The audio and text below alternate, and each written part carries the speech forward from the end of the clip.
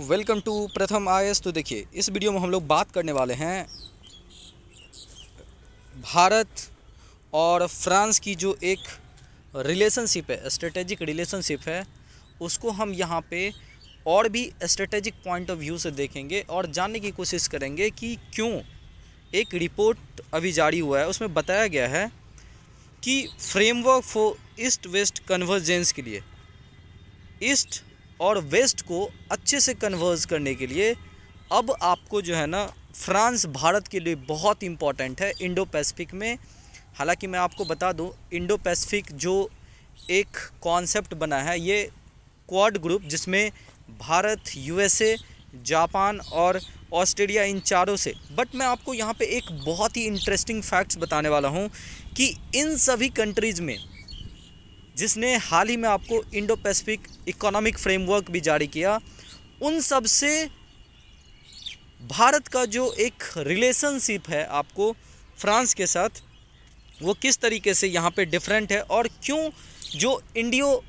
French की एक strategic partnership, वो ना कि दोनों कंट्री बल्कि इंडो पैसिफिक के लिए भी इम्पॉर्टेंट होगा। तो इन सब चीज़ों को यहाँ पे हम डिस्कशन करने की कोशिश करेंगे। बट उससे पहले मैं आप सभी लोगों से रिक्वेस्ट करूँगा कि अभी तक अगर आपने हमारे चैनल को सब्सक्राइब नहीं किया है, देन प्लीज़ डू सब्सक्राइब। तो देखिए, अभी आपको भारत और फ्रांस के बीच एक हाई वोल्टेज की नेवल एक्सरसाइज है, वो वरुणा नाम की, वो अरबियन सी में स्टार्ट हो गया। आप हमें कमेंट बॉक्स में बताइए कि ये कौन सी एडिशन की एक्सरसाइज है, और सबसे इम्पॉर्टेंट कि मैं आपको यहाँ पे बता दूं कि ये चीज़ें जो है, आपको जो एक्सरसाइजेज होती है, ये तो आपको पता है कि जो यहाँ पे आपस में दोनों navies, war strategic point of view, interoperability, किस तरीके से एक दूसरे को, जो आपको पायरेसी है, हमें स्मूथ और फ्री नेविगेशन बनाना है इंडो पैसिफिक में, इन चीज़ों पे आपको ध्यान देना पड़ेगा। और इस सबसे इम्पॉर्टेंट बात क्या है, देखिए, अगर आप गौर से देखोगे ना, तो इंडिया फ्रांस जो है ना, जिस तरीके से चाइना की एक थ्रेट इंडो पैसिफिक में बार बार आ रही है, आपने पता होगा कि इंडो पैसिफिक रीजन में जिबूती के पास चाइना की पहली जो है ना फॉरेन लैंड पे उसकी अपनी एक पोर्ट है, जहाँ पे वो स्ट्रेटेजिकली उनका वो वॉर पोर्ट है, वहाँ पे वो डॉक करते हैं अपने मरीन्स को। उनकी जो एक तरीके से आप बोल सकते हैं नेवल बेस है बेसिकली। वो सारी चीज़ें जो है ना, यहाँ पे बहुत इम्पॉर्टेंट रखता है आपको प्लेस चाइना की इन इंडो पैसिफिक। और उस पॉइंट ऑफ दृष्टिकोण से अगर आप यहाँ पे देखिए, तो फ्रेंच का इंडिया के साथ रिलेशन क्यों इम्पॉर्टेंट है, मैं आपको बताऊँ। देखिए, हाल ही में आपको पता होगा कि 13 कंट्री ने मिल करके इंडो पैसिफिक में एक इकोनॉमिक फ्रेमवर्क यहाँ पे साइन किया था, जिसमें ये बताया गया था उस टाइम पे कि ये रिवोल्यूशनरी है। और कैटेगरिकली भारत के जो head of the state prime minister साहब हैं, और ख़ुद यहाँ पे जयशंकर साहब, उन्होंने बोला था कि देखो, इंडो पैसिफिक को एक मिलिट्री अलायंस मत बनाओ, स्पेशली क्वाड को। और इन चीज़ों को ध्यान में रखते हुए उन्होंने बोला कि ये जो क्वाड का जो मीटिंग होता है ना, यहाँ पे हम लोग बात करते हैं कि किस तरीके से सप्लाई चेन को मेंटेन किया जाए, एक दूसरे देशों के बीच में जो इसेंशियल एक तरीके से कमोडिटीज़ की जो इशूज आती है, जो सॉफ्ट पावर के थ्रू जो हम लोग स्किल्ड मैन पावर का शेयर करते हैं, इन सब पे हम लोग यहाँ पे चर्चा करेंगे। ड्यूरिंग द कोविड हमने वैक्सीन से रिलेटेड बात की, और जो एक तरीके से कहीं ना कहीं बैकवर्ड नेस आपको दिखाई जा रही है यूएसए के तरफ से, कि कोई विज़न नहीं होता है इन चीज़ों में। इस कारण से अब भारत के लिए इम्पोर्टेंस हो गया कि जो अपनी बायलैटरल उनके जो स्ट्रेटेजिक रिलेशन है, चाहे वो फ्रांस के साथ हो, चाहे वो इजराइल के साथ हो, डिफरेंट रीजन में, चाहे ऑस्ट्रेलिया के साथ हो, हम बायलैटरली आगे बढ़ रहे हैं। इवन जापान, साउथ कोरिया, ये सारी चीज़ें, रीजन क्या है कि कोई विजन ही नहीं दिखा आपको यहाँ पे क्वाड वाली इस इंडो पैसिफिक इकोनॉमिक फ्रेमवर्क में। और इसी कारण से हमने यहाँ पे अपनी साझेदारी बढ़ाने की कोशिश की, जो कहीं ना कहीं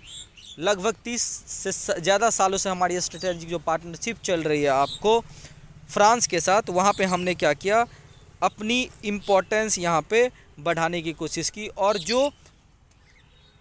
कहीं ट्रेड से दूर है, आपको पता होगा मॉरिशस के पास जो आपको इंडियन ओशियन के आसपास जो है ना फ्रांस का एक टेरिटरी है, वहाँ पे हम बायलैटरल आपको एग्रीमेंट करते हैं कि हमारी जो नेवी होगी वो वहाँ पे डॉक करेगी, अपनी मेंटेनेंस करेगी। तो जो लोकेशन है स्ट्रेटेजिक, हालांकि अगर आप देखो तो एक यूरोपियन पावर है फ्रांस, और उनका ट्रेड से कहीं ज़्यादा इम्पोर्टेंस हमारे लिए होता है जब हम अपने संप्रभुता को बनाए रखने की कोशिश करते हैं इन द इंडियन ओशियन, और इस कारण से फ्रांस हमारे लिए इम्पोर्टेंट है। और सिंस ये सब जो एक तरीके से हम लोगों का एक संबंध है, वो कहीं ना कहीं आपको दिखेगा कि जब एक ग्लोबल कॉन्फ्लिक्ट चल रहा है, पेंडेमिक अभी तक पूरा ख़त्म नहीं हुआ है, तो उस बीच में हम लोग की जो अपनी एक म्यूचुअल बेनिफिशियरी है उसके आधार पे हम लोगों ने क्या किया कि मिलिट्री पार्टनरशिप को और ज़्यादा स्ट्रॉन्ग करने की कोशिश की। और ये चीज़ें हमारे जो